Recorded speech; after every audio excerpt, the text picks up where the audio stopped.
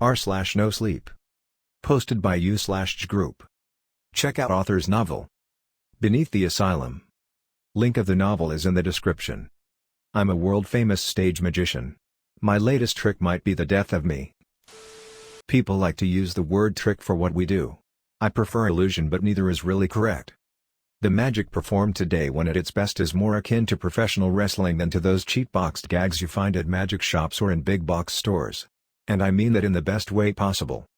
I spent years tucking objects like rocks and ball bearings between my lips and gums, creating an unnatural pocket in the mucosal membrane there, so that I could hold a key in that spot if I so wished.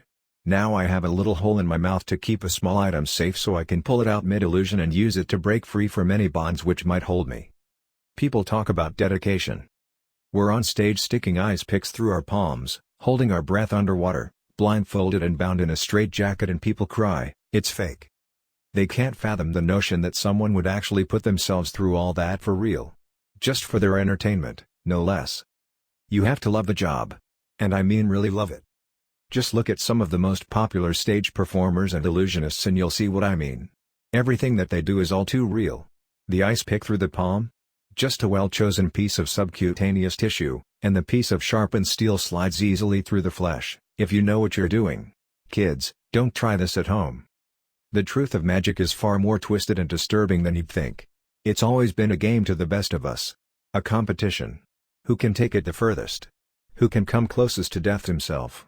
Stare him in the eyes and manage not to flinch when he peels back the hood from his rotten and decayed face and smiles at you, inviting you into his home to stay forever.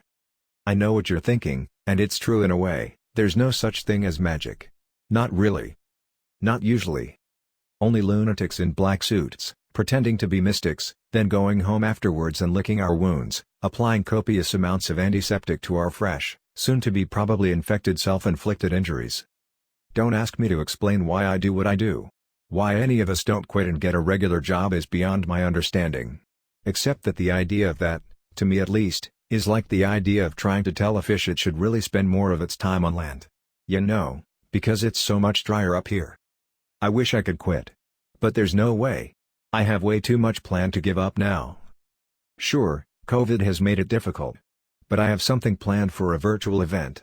It will be free to watch with the option to leave a tip. And people will be dying to leave a tip. What do I have planned? Well, if I told you that, it wouldn't be a surprise. And surprise is essential to any illusion's success. It's like a good joke in that way. If you know what's coming, it spoils the fun. The lifeblood of any great illusion is taking people on a journey, on a story of what is to be expected. And then dashing those expectations and giving them something even more amazing than what they had imagined. And everyone is going to be a witness to this. Because this will be a sight to see.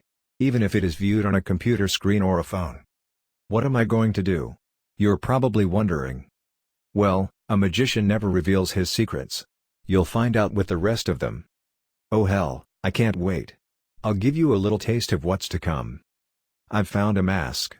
It was buried in the earth in the rainforests of South America, and made its way to me through means of auctions and inner circles and black market transactions through the dark web. And now I have it. And when I put it on, those who look upon my face disappear in the blink of an eye. Not an illusion, mind you. Real magic. Dark magic. I've experimented with it using a cell phone and found it worked just as well over video chat. The unsuspecting soul who looked at me through their screen suddenly vanished, poof, gone forever. Where do they go? That's not for you to know. I can make them come back, but they won't be the same. It's not even really them anymore. It's a classic magic trick. You ask for a volunteer. In this case, the audience members are whoever happens to be watching at home. I tell them that only one person in the room should look at the screen. The other should look at their friend, their husband, their wife, son or daughter who has volunteered. Watch them very closely. Because if you blink you'll miss it. But if you stay staring intently at them as I put on my mask, you'll see their face change into a horrified stare. And you'll suddenly wish you hadn't participated in my online once-in-a-lifetime magic event. Promotions to be starting very soon. It will be too late once they see my face in the mask. Theirs will glow green as the color of their phone changes suddenly, into the gritty emerald hue of Gulveg's visage. That will be the last you see of your loved one. The one that comes back will have no mercy or pity, no compassion or grace. They will want only to please themselves, for they have seen the place of plenty. and they will want nothing more than to return to it. Little do they know that Gulveg's palace is only a mirage. Still, one can't help but be impressed by all that gold, mountains of it reaching to the furthest stretches of a vast chamber. And once they see that, they will pull out their wallets in wonderment and give, hoping for a blessing from Gulveg. Just a taste of the hoard of plenty. But offerings to the goddess of greed are always made in vain. For there is no return from an investment in Gulveg's plight. Imagine a junkie chasing the dragon. Only all he wants is wealth, power, plenty. That is Gulveg's curse. My curse.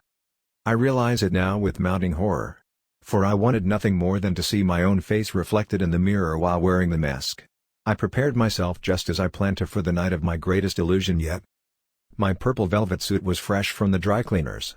I had polished the mask and put on my whitest gloves.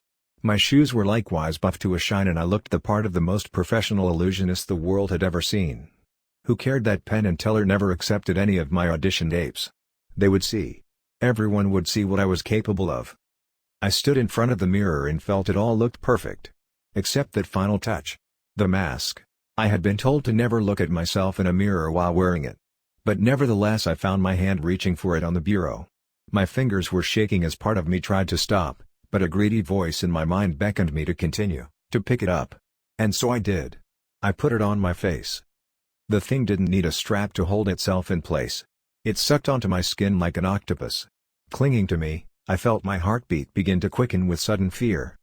I closed my eyes, forcing them shut, but felt something pulling at them, opening them.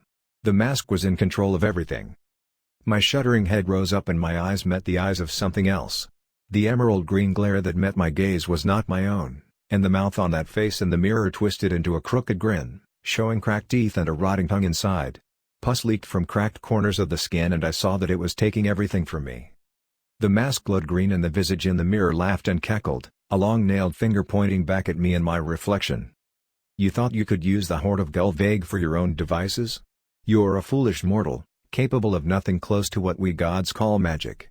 Enjoy your wasted body, for what you had and thought was nothing was the most precious thing of all. And it belongs to us now.